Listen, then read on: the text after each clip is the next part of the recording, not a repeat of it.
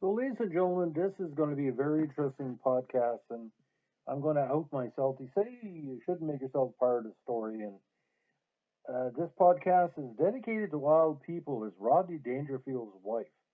Now, Rodney Dangerfield, a classic stand-up comedian, movie star, TV star, all-around star, one of the greatest comedic minds of my generation. When he died a number of years back, I did a column for the Bugle Observer in Woodstock that was also carried by our sister paper in Battersea Northern Light. And according to my editor at the time, Greg Mullock, Rodney Dangerfield's wife contacted Greg and expressed her thanks for the small tribute I gave to Rodney. I showed him some respect, I guess, no pun intended. And Greg said that's one of the most interesting things he's ever seen in relation to a column, because not too often that a celebrity's wife would be pleased with what the media would cover of their deceased husband's death and take the time to contact them and say thanks a lot. But it was kind of ironic because obviously Mrs. Dangerfield wouldn't know this, but back in the 1980s, amongst my high school students at Dalhousie Regional High and my college students at NBCC Woodstock when I was taking journalism, I basically predicted that Rodney Dangerfield would hit a comedic level that no one expected of him years before. You got to understand, Rodney Dangerfield was on the Borscht Belt circuit for many years.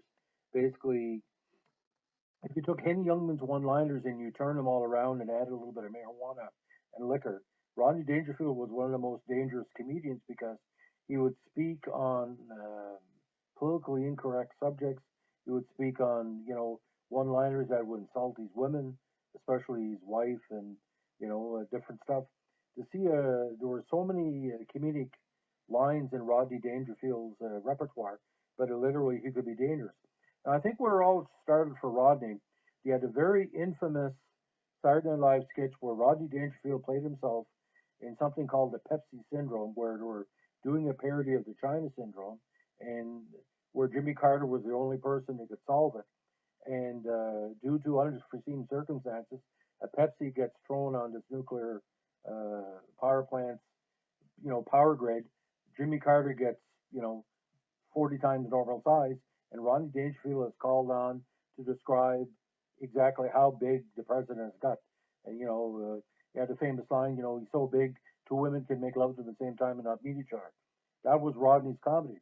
But someone within the Saturday Night Live universe, he got recruited for a movie called Caddyshack. For a lot of people, Caddyshack is the funniest movie of the early 80s, where basically a whole bunch of characters are involved in this golf course. The caddies, golfers. Chevy Chase plays himself as kind of a rich person who's encroaching on the Bushwood, estate. Ted Knight freaks out with every scene he does, but Rodney like throws his money around and basically he tells people exactly where he should go.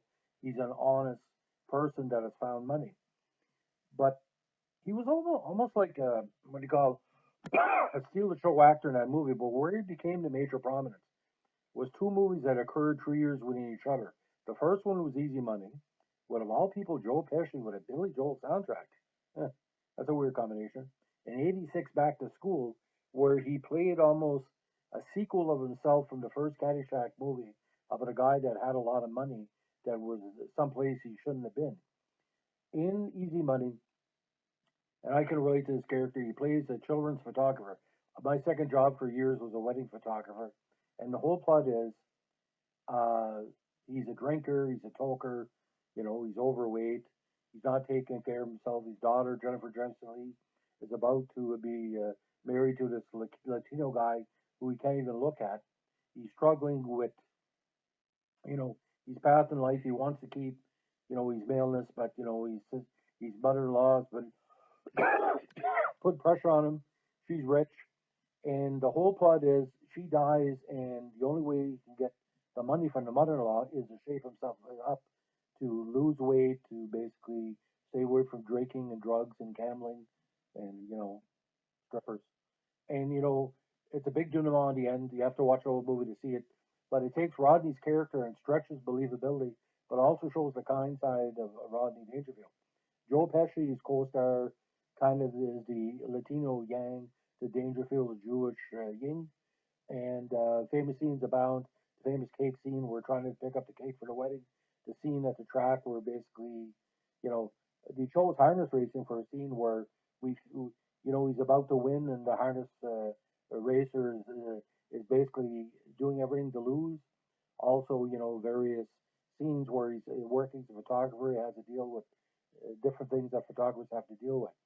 Now, 3 years later, with Back to School, was the same Rodney Dangerfield character in part one, which I call Caddyshack Up the Trilogy, the Dangerfield trilogy. I think the movies cost no more than 5-10 million to make. They made hundreds of millions at the box office. They were that good. Back to School was he's challenged by his son to go back to school to basically learn a different way rather than the money way he's learned as a big and tall provider, like he runs big and tall stores. And the Keith Gordon character who actually became a great director later on, the juxtaposition between his son and him going to college at the same time is it's almost like you take a really strange Simpson episode. You saw the episode what I'm talking about, where it's like Revenge of the Nerds, but with a Rodney Dangerfield spin. But a lot of great supporting actors in this movie. Sally Kellerman plays one of these teachers. The famous line, "Why didn't you call me when you have no class?" Sam Kinison, he's a cohort from the comedy circuit. Sam Kinison. Who would have thought he would make a superstar of Sam Kinison? Later on, Sam Kinison's stand-up became so popular he was up with Andrew Dice Clay in relation to that type of politically incorrect comedy. But Back to School is not a children's movie. It's not even a new wave movie or a Brat Pack. It's a Dangerfield style movie. If you know the comedy of Rodney Dangerfield and you want that type of comedy, it's in there. But what Back to School was a little bit more refined because he brought in Adrienne Barbeau as his cheating wife, who was spending his money like crazy, and basically the only reason why she was caught because he was very smart and he had Polaroids of her, I guess, with many people, including a midget. You have to see the scene what I'm talking about. And there's a very two important scenes talking about artwork and a very famous writer that are throwaways, but it kind of sums up the comedy of Back to School.